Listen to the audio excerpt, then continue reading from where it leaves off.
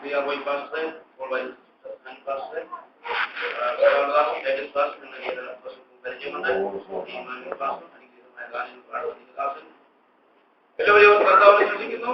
പ്രിയ കർത്താവിന് സ്വാതന്ത്ര്യം ചെയ്ത് 25 വർഷങ്ങൾക്ക് ശേഷമാണ് ഞങ്ങൾ ഒരുമിച്ച് ഇങ്ങനെ ആരാധിക്കാനായിട്ട് കർത്താവ് സഹായിച്ചത്. അനുഗ്രഹമായ സന്ദേശങ്ങൾ നമുക്ക് കേൾക്കുവാനായി കർത്താവ് ഇടയാക്കിയല്ലോ. നമുക്കൊന്നും പറയാൻ ഇനി സമയമെടുക്കുന്നില്ല. 126 സങ്കീർത്തനത്തിന്റെ 1-ാമത്തെ വാക്യം നമുക്ക് വായിക്കാം. എല്ലാവരും ബൈബിൾ എടുത്തേ. 126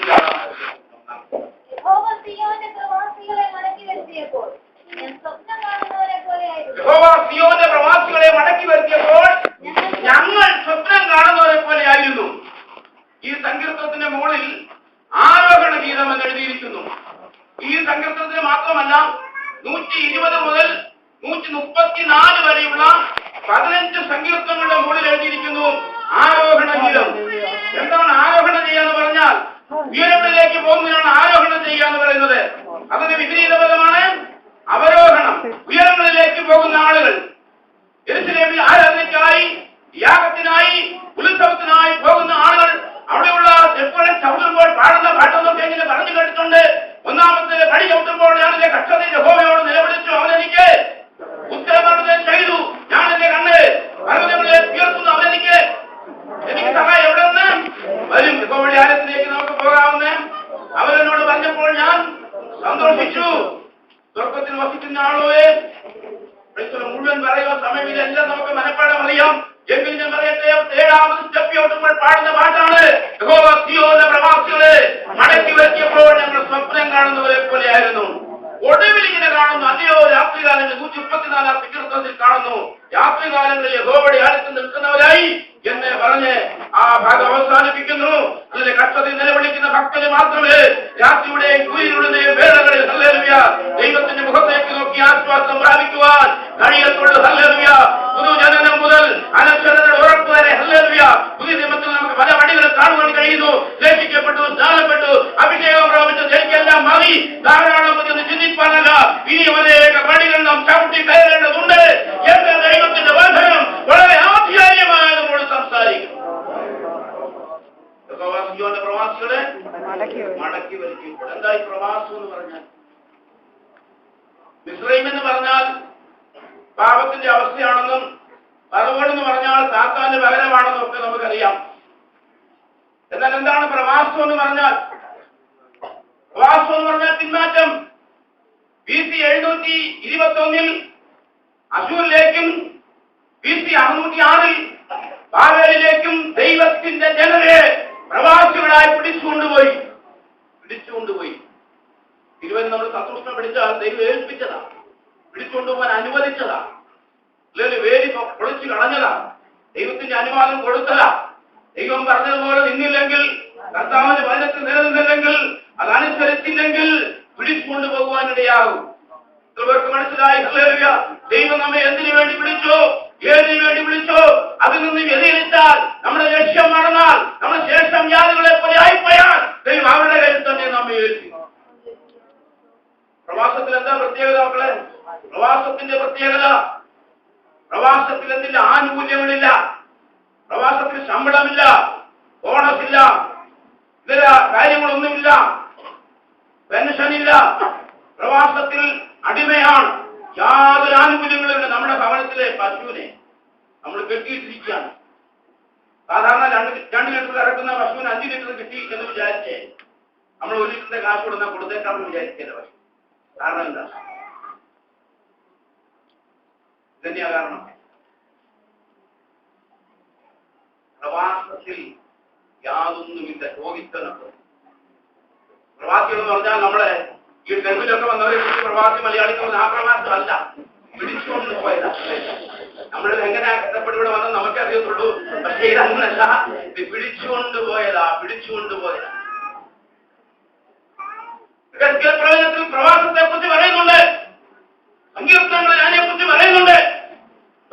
നദികളുടെ തീരത്ത് ഞങ്ങൾ ഇരുന്നു, ഞങ്ങൾ സിയോനെ ഓർത്ത് കരഞ്ഞു, ഞങ്ങളുടെ കിന്നരങ്ങൾ അലരി പുസ്തകങ്ങളിൽ തൂക്കിയിട്ടു, ഞങ്ങളെ ബദ്ധരാക്കി കൊണ്ടുപോയത് സിയോൻ ഗീതങ്ങളൊന്ന് പാടുവാൻ പറഞ്ഞ് ഞങ്ങളെയും യഹോവയുടെ ഗീതങ്ങളെയും പീഡിപ്പിച്ചു.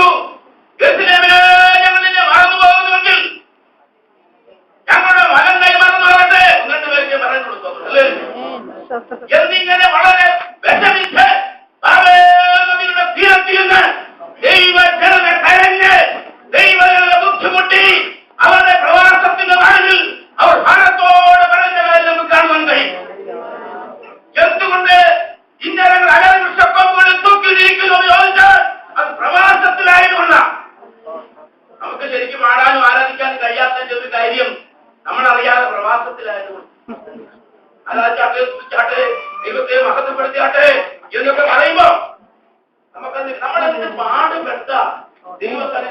ഇരിക്കുന്നത് അറിയാം. ഒരു ഹോട്ടലിൽ ചെന്ന് ഭക്ഷണം ബുക്ക് ചെയ്തിട്ട് എത്ര നേരം വേണമെങ്കിൽ അവിടെ ഇരിക്കും. പക്ഷേ എത്ര ക്ഷമയാണെന്നറിയാം നമുക്ക് അവിടെ.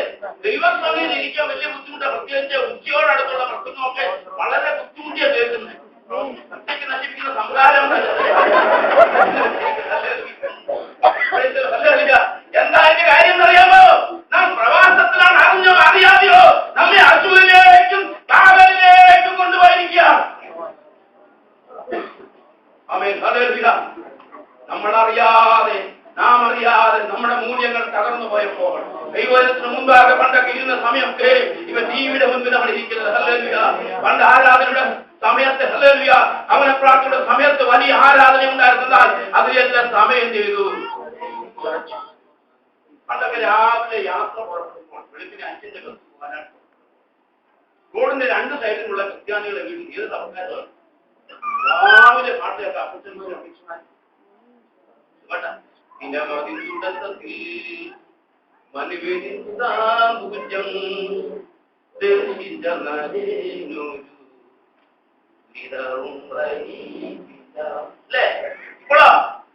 നിങ്ങൾ പാഠപുസ്തകം നോക്ക്. ഗീതങ്ങളുടെ എണ്ണം വർദ്ധിച്ചു, ഉണർവ് ഗീതങ്ങളുടെ എണ്ണം വർദ്ധിച്ചു, ആരാധന ഗീതങ്ങളുടെ എണ്ണം വർദ്ധിച്ചു, മരണോത്സവ സംസ്കാരം ഗീതങ്ങളുടെ എണ്ണം വർദ്ധിച്ചു, പ്രത്യാശ ഗീതങ്ങളുടെ എണ്ണം വർദ്ധിച്ചു. പക്ഷേ പ്രഭാത ഗീതങ്ങളുടെ എണ്ണം വർദ്ധിച്ചത് കാരണം ഉള്ളത് തന്നെ പാടുന്നില്ല. തീരുമാനിച്ചുകൊണ്ടിരിക്കുക ഇത് അടിക്കണോ വേണ്ടത് കാരണം ഇത് അർത്ഥമായിട്ടാണ്. സന്ധ്യാപ്രാർത്ഥനയൊക്കെ 2 മണിക്കൂറൊക്കെ ഉണ്ടായിരുന്നു പണ്ട്. എന്നാല് ഇന്ന് കുറഞ്ഞു. പണ്ടൊക്കെ ആരാധന നിർത്തലേന്ന് പ്രാർത്ഥിക്കുന്ന കാരണം വീട്ടിൽ ചെന്നാലും ഒന്നുമില്ല, ചെന്നില്ലാലും ഒന്നുമില്ല. ഇപ്പൊ ഏതാണ്ടൊക്കെ ഉള്ളത് കൊണ്ട് എത്രയും വേഗം ഒന്ന് കഴിഞ്ഞു കിട്ടിയാൽ മതിയാകുന്നു പറഞ്ഞിരിക്കാൻ കാരണം ശരീരം കൊണ്ട് ഇവിടാണെങ്കിലും ഉള്ളുകൊണ്ട് മനസ്സുകൊണ്ട് ഹൃദയം കൊണ്ട് പ്രവാസത്തിലായിരിക്കുന്നു. മടങ്ങി വരുവാൻ കഴിയുന്നു.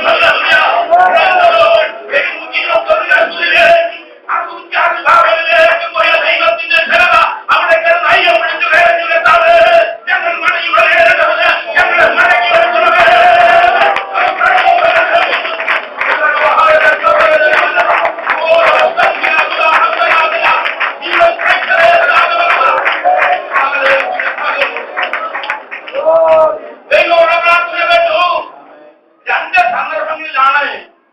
പ്രവാസത്തിലേക്ക് പോയതെങ്കിലും 3 സന്ദർഭങ്ങളിലായിട്ടാണ് മടങ്ങി വന്നത്. എസ്രായുടെ നേതൃത്വത്തിൽ, നെഹമ്യാവിന്റെ നേതൃത്വത്തിൽ, സെരുബ്ബാബേലിന്റെ നേതൃത്വത്തിൽ 3 ഭാഗമായിട്ട് മടങ്ങി.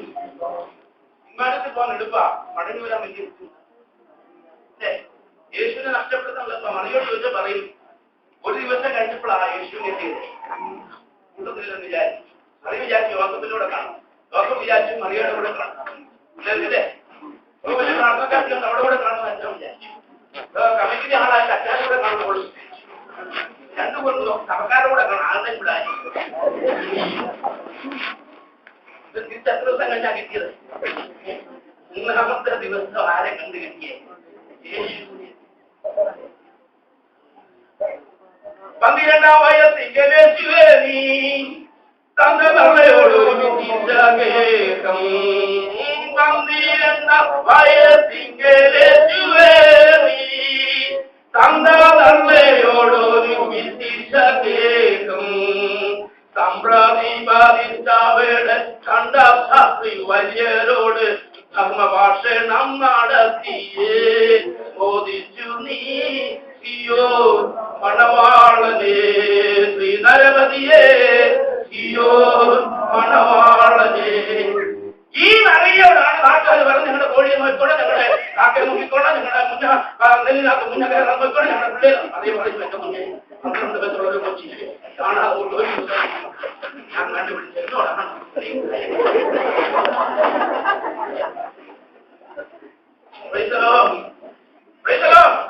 ഞാൻ പറയട്ടെ, മടങ്ങി വരണം, മടങ്ങി വരണം. പ്രവാസത്തിൽ നിന്ന് മടങ്ങി വരണം. പഴയ പ്രാർത്ഥനയിലേക്ക്, പഴയ ആരാധനയിലേക്ക്, പഴയ പ്രതിഷ്ഠയിലേക്ക്, പഴയ തീരുമാനത്തിലേക്ക്, പഴയ വിശ്വസിലേക്ക്, പഴയ ഭരണത്തിലേക്ക്, പഴയ പ്രാർത്ഥനയിലേക്ക്, ദൈവത്തിലേക്ക് മടങ്ങി വരണം. പ്രവാസത്തിൽ നിന്ന് മടങ്ങി വരണം. അസുഖത്തിൽ നിന്ന് മടങ്ങി വരണം. വാഴയിൽ നിന്ന് മടങ്ങി വരണം.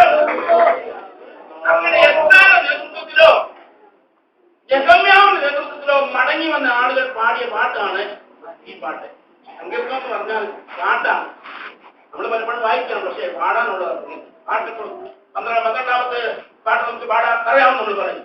അത് പാട്ടിൽ ട്യൂണില്ലാത്തവർ പിന്നെ അല്ലേ? അപ്പൊ പ്രവാസികളെ മടങ്ങി വരുത്തിയപ്പോൾ ഞങ്ങൾ സ്വപ്നം കാണുന്നവരെ പോലായിരുന്നു. മടങ്ങി വന്ന ജനതയ്ക്ക് ഒരു സന്ദേശം, ഇതെന്താ യാഥാർത്ഥ്യമാണോ സ്വപ്നമാണ്? ഇത്ര വലിയ മാറ്റം, എത്ര വലിയ മാറ്റം അനുഭവിക്കുന്നു. മടങ്ങി വന്നു കഴിഞ്ഞാൽ ഭയങ്കര മാറ്റം. മടങ്ങി വരാത്തവർക്ക് അതിനെക്കുറിച്ച് അറിയത്തില്ല. എല്ലാം ഒരുപോലെ തോന്നുന്നു. മടങ്ങി വന്നവർക്കറിയാം, പ്രവാസത്തിൽ മടങ്ങി വന്നവർക്കറിയാം ഇത് വലിയ മാറ്റമാണ്, ഇത് വലിയ സന്തോഷമാണ്. ലോകത്ത് തരാൻ കഴിയാത്ത വലിയ സന്തോഷം, ലോകത്താൽ തരാൻ കഴിയാത്ത സന്തോഷം വലിയ മാറ്റമാണ്. യേശുവിന്റെ ഉള്ളത്തിൽ വന്ന നാളിൽ എന്ത് മാറ്റം പങ്കുവെന്നി തന്നെ ഉള്ളത്തിലേറ്റതാണ് എന്ന് വലിയ മാറ്റം ഈ മഹാമാറ്റം വലിയ പാർട്ടിമാരൊക്കെ ചന്ത കൊട്ടി കഷ്ടപ്പെട്ട് സൂചിച്ചാട്ട് എന്ന് പറഞ്ഞതിന്റെ കാരണം മത്സ്യത്തെ വരുന്നപ്പോൾ നമുക്കറിയാം, ചില മത്സ്യങ്ങൾ വാലെ കുത്തി ചാടിക്കൊണ്ട് ചില നീളത്തിൽ വെച്ചൊന്ന് കുത്തുമ്പന്തി സ്വന്തം പറഞ്ഞാട്ടെ കുത്താന്ന് പറഞ്ഞു, ഒന്നുകൂടെ പറഞ്ഞാട്ടെ എന്ന് പറയുമ്പത്തി ഒന്നുകൂടെ പറയാം. അല്ലെങ്കിൽ പറയും അല്പം ജീവൻ കിടപ്പുണ്ട്, കുത്തിയാലെ എന്തെയ്യുള്ളൂ അത് താരാമയത്തോടും കിടക്കും. ശേഷിക്കൂടെ തീരുമാനം. അതുകൊണ്ട് ഇതൊന്നും മലപ്രേരണയാ ചെയ്യേണ്ട. ചിലർ ഇത് സമർപ്പിച്ചോന്നിരിക്കുക, ആരെന്ത് പറഞ്ഞാൽ ശരിയെ നീ ആ നോക്കം പറയത്തില്ല, കാര്യമില്ല.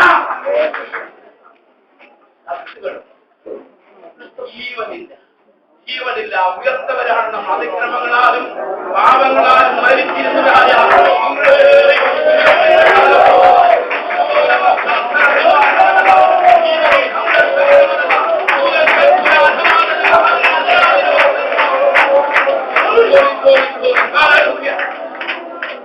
ആ വലിയ ജീവൻ നമ്മുടെ മേൽ വീശേണ്ടത് ആവശ്യമാണ്. അവർ പറയുകയാണ്, പ്രവാസികളെ മടക്കി വരുത്തിയപ്പോൾ ഞങ്ങൾ സ്വപ്നം കാണുന്നവരെ പോലെയായിരുന്നു. അന്നു ഞങ്ങളുടെ വായു തിരിയും, ഞങ്ങളുടെ നാവിന് ആർപ്പം നിറഞ്ഞിരുന്നു. അതുകൊണ്ട് ഹൃദയത്തിനകത്തൊരു സന്തോഷം. നമ്മുടെ കൃത്രിമത്തിരി എന്നാണ് ചോദിച്ചത്. ശരിക്കും ദൈവത്തിന് ഒരു സന്തോഷമുള്ള കൃത്രിമമായി ഉണ്ടാക്കിയ സന്തോഷമില്ല. ദൈവം തന്നൊരു സന്തോഷം, മഹാ സന്തോഷം. അന്ന് ഞങ്ങളുടെ വായു തിരിയും, ഞങ്ങളുടെ നാവിന് ആർപ്പം നിറഞ്ഞിരുന്നു.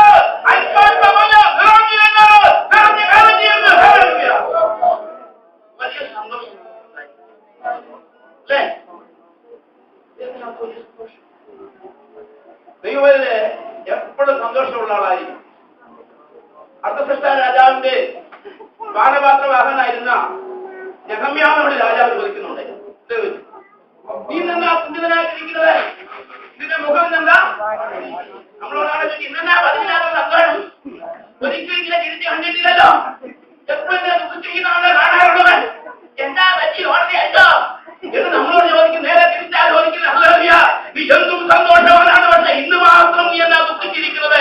ഒരു ദൈവത്തിന് വലിയ സന്തോഷം ഉണ്ടായിരിക്കണം, വലിയ സന്തോഷം ഉണ്ടായിരിക്കണം. കാരണം ക്രിസ്തുവിന്റെ പത്രങ്ങളാണ്. പത്രങ്ങളുടെ പ്രത്യേകത എന്താ? കണ്ടാച്ചുകൊണ്ടാണ് വരുന്നത്. പത്രങ്ങളെല്ലാ ദിവസവും നമ്മെ വായിച്ചുകൊണ്ടിരിക്കുക. പത്രം നാം ക്രിസ്തുവിന്റെ പത്രങ്ങളാണ്. ലോകം നമ്മെ വായിച്ചുകൊണ്ടിരിക്കും. ലോകം നമ്മെ വായിച്ച് പത്രത്തിലെ ചോദിക്കുന്ന ഒരു ചോദ്യമുണ്ട്, പെന്തിക്കോസ്തുകാർക്ക് ഇത് കൊള്ളാവോ? അവർക്കറിയാം നമുക്ക് ഏതൊക്കെ കൊള്ളാവും.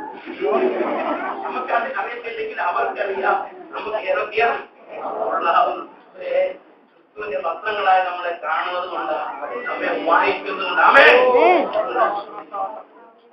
മടങ്ങി വന്നു. ബാക്കിയുള്ളവർ മടങ്ങി വന്നത് ഞങ്ങളുടെ വായിച്ചിരിയും, ഞങ്ങളുടെ നാമേ ആത്മ പറഞ്ഞ സമയം പോയതുകൊണ്ട് അത് ഒത്തിരി വിശദീകരിക്കേണ്ട കാര്യമാണ്. പെട്ടെന്ന് അടുത്ത വാക്യം വായിക്കാം. അവരിൽ വൻകാര്യങ്ങളെ ചെയ്തിരിക്കുന്നു. പറഞ്ഞു മക്കളെ, എല്ലാവരും ശ്രദ്ധിച്ചേ. ജാതികളാണ് നമ്മളെ കുറിച്ച് സാക്ഷി പറയുന്നത്. സന്തോഷം അല്ലേ? ഇവിടെയൊക്കെ വലിയ കുഴപ്പമില്ല. നാട്ടുമ്പത്തൊക്കെ സഭയിലൊക്കെ കാശിയെല്ലാം എന്തൊക്കെയാ പറയണമെന്ന് അറിയത്തില്ല. കഴിഞ്ഞ ആഴ്ച കർത്താവിനെ നടത്തി, ഞാനും അവനെ നടത്തി.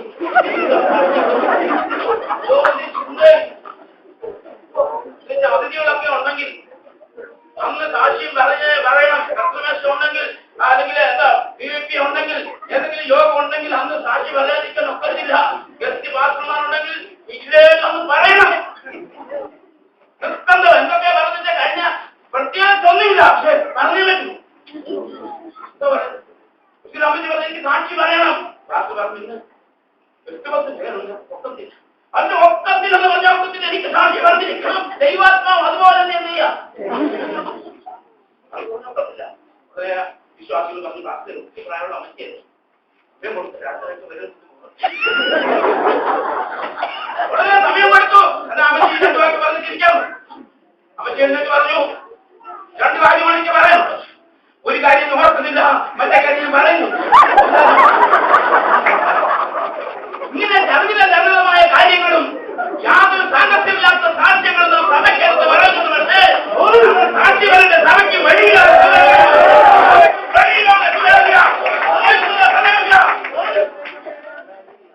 സാക്ഷ്യം മറ്റുള്ളവരാണ് നമ്മളെ കുറിച്ച് പറയുന്നത്. നമ്മുടെ വലിയ മാറ്റം കണ്ടിട്ട് മറ്റുള്ളവർ പറയണം ഞാനൊരു പ്രത്യേകത അവരിൽ കാണുന്നു. അല്ലേ? പാട്ടാണല്ലോ ഇതുപോലൊരു നെഗറ്റീവായിട്ട് പാട്ട്.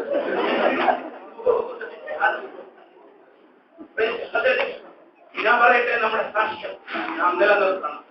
മറ്റൊന്നുമില്ലെങ്കിലും, നമുക്ക് ലോകത്തിൽ നമുക്കൊന്നുമില്ലെങ്കിലും, സമ്പാദ്യമില്ലെങ്കിലും, നമുക്ക് വീടില്ലെങ്കിലും, നമുക്ക് കാറില്ലെങ്കിലും, നമുക്ക് വലിയ സമ്പത്തുകളൊന്നുമില്ലെങ്കിലും, നമുക്ക് വിലപ്പെട്ട ഒന്നുണ്ട്, നമ്മുടെ സാക്ഷ്യം നാം ഒരിക്കലും. ജാതികൾ നമ്മളെ കുറിച്ച് സാക്ഷ്യം പറയണം. യഹോവ അവരിൽ വൻ കാര്യങ്ങൾ ചെയ്തിരിക്കും. നമുക്കും പറയാൻ കഴിയണം, അതെ യഹോവ ഞങ്ങളിൽ വൻ കാര്യങ്ങൾ ചെയ്തിരിക്കും. പെട്ടെന്ന് വായിക്കാൻ 4-ാം വാക്യം. തെക്കേ നാട്ടിലെ തോടുകളെ പോലെ ഞങ്ങളുടെ പ്രവാസികളെ മടക്കി വരുത്തണമേ.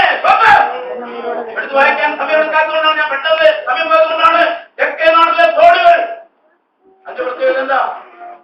കാലവ് അക്ഷയച്ചനെ കൊണ്ട് തെക്കേ ദേശത്തേക്ക് അയച്ചു. അച്ഛ കാലവിനോട് പറയുന്നുണ്ട്, അപ്പ നീ എന്നെ തെക്കേ ദേശത്തേക്കല്ലോ അയച്ചിരിക്കുന്നത്. അവിടെ എന്തില്ല? നീരുറവില്ല. എനിക്കവിടെ നീരുറവ് തരണമെന്ന് പറഞ്ഞപ്പോൾ അപ്പനെന്ത് ചെയ്തു? മലകളിലും താഴ്വരകളിലും നീരുറവുകളെ തുറന്നു. നന്നായി ബൈബിള് വായിക്കുന്നല്ലേ? രാമൻ പറഞ്ഞിട്ടോ പ്രസിദ്ധനായിരുന്ന അപ്പച്ചൻ വിദ്യാസോപ്പച്ചൻ എത്രയോ പ്രാവശ്യം ബൈബിൾ വായിച്ചിട്ടുണ്ട്. അല്ലേ? ചെറുപ്പത്തിൽ അദ്ദേഹത്തിന്റെ പുസ്തകം ഞാൻ കേൾക്കുമ്പോ അന്ന് 58 പ്രാവശ്യം വായിച്ചതാണ്. എത്രയോ പ്രാവശ്യം വായിച്ചതാണ്. നമ്മളെത്ര വേദപുസ്തകത്തിന്റെ എല്ലാ പേരും കാണാത്ത വിശ്വാസം. കന്യാവിന്റെ പുസ്തകം അങ്ങനെ ഒന്നും ഉണ്ടോ? അറിവാ ബൈബിൾ അല്ലേ? ഭാഗ്യം കൂടുതൽ വരാത്തതിന്റെ അർത്ഥമല്ല.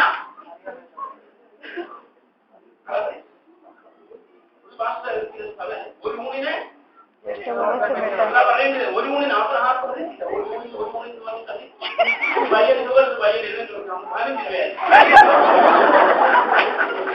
അതുണ്ടാകാതിരിക്കുന്ന ജനങ്ങളും ബൈബിൾ നന്നായി പഠിക്കണം. അവർ തെസ്സലോനിക്കയുള്ളവരെക്കാൾ ഉത്തമന്മാരായിരുന്നു. അവർ വാചനം പൂർണ്ണ ജാഗ്രതയോടെ കൈക്കൊണ്ടതല്ലാതെ അത് അങ്ങനെ തന്നെയോട് ദിനം പ്രതി തിരുവഴുത്തുകളെ പരിശോധിച്ചു പോകും. ഞാനിവിടെ വന്നിട്ട് 3 മാസം ആറായതുള്ളൂ. നീ ഏതാനും പേജുകൾ വായിച്ചു കഴിയുമ്പോൾ ബൈബിള് പൂർണ്ണമായിട്ട് വായിച്ചു തീരും. ഞാൻ ഈ 10-12 പുസ്തകം പഠിച്ചതുകൊണ്ടാണ്. അല്ലെങ്കിൽ തീർച്ചയായിട്ടും 3 പ്രാവശ്യം ബൈബിൾ വായിച്ചു. അങ്കൃതമല്ല മൊത്തം. ഞാൻ പറയട്ടെ, യുവന പ്രവാസികളെ മടക്കി വരുത്തി, അല്ലെങ്കിൽ തെക്കേ നാട്ടിലെ തോടുകളെ പോലെ മടക്കി വരണം. അല്ലെങ്കിൽ എപ്പോഴെന്ത് സംഭവിക്കുന്നത് കണ്ണിക്കൂമ്പാലങ്ങളും മാലിന്യങ്ങളുമെല്ലാം ആ വെള്ളത്തിന്റെ കുത്തൊഴുക്കിൽ നിന്ന് ഒഴുകി മാറി ശുദ്ധീകരണം പ്രാപിപ്പാരുടെ അടക്കി. അല്ലെങ്കിൽ അതുപോലെ ഒരു മടങ്ങി വരവേ, അല്ലെങ്കിൽ നിത്യമായ ജലം ലഭിക്കുന്ന മടങ്ങി വരവേ, ആത്മാവിന്റെ വലിയൊരു മടങ്ങി വരവ് നമുക്കുണ്ടാകും. ഒടുവിലത്തെ വാക്യം വായിക്കാൻ അതിമാത്രം സമയമെടുക്കുന്നത് കണ്ണുനീരോടെ വിളിക്കുന്നവർ കൊയ്യും വിത്ത് ചുമന്നും അരഞ്ഞും നടക്കുന്ന കറ്റ ആർക്കും കൊണ്ടുവരുന്നു. കൊയ്യണമെങ്കിൽ വിതയ്ക്ക് ഏത് അർത്ഥത്തിൽ ലോഭമായി വിതയ്ക്കുന്നവൻ ധാരാളമായി വിതയ്ക്കുന്നവൻ കൊച്ചിനോട് തോക്കാതിരുന്നവൻ അത് നമ്മുടെ പറയുന്നത്. നമ്മൾ കൊടുക്കുന്ന തന്നെ നമുക്ക് നമ്മൾ എന്ത് ചെയ്യുന്നു അതുപോലെ നമുക്ക് കിട്ടും. ദൈവം നിഷ്കളങ്കനോട് ദയാലുവോട് പിന്നെ ഭക്തനോട് ഭക്തത കാണിക്കുന്നു. അശുദ്ധനോട് ഞാൻ പറഞ്ഞില്ല കർത്താവിന്റെ വേലയ്ക്ക് വേണ്ടി ധാരാളമായി കൊടുക്കണം. നമ്മെ തന്നെ ധാരാളമായി സമർപ്പിക്കണം. കടലിനോട് വിതയ്ക്കണം, സുവിശേഷം വിതയ്ക്കണം, ആളുകളോട് പറയണം. നാട്ടിലൊക്കെ ഒരു കരഞ്ഞൊരു സാക്ഷിയുണ്ട്. കഴിഞ്ഞ വർഷക്കാലം കർത്താവ് എനിക്ക് തന്നു സാക്ഷിയാണ്. ഞാൻ അവന് വേണ്ടി ഒന്നും അടുത്ത വർഷം എനിക്ക് കർത്താവ് തന്നു ഇത് തന്നെ ഞാൻ ചെയ്യും.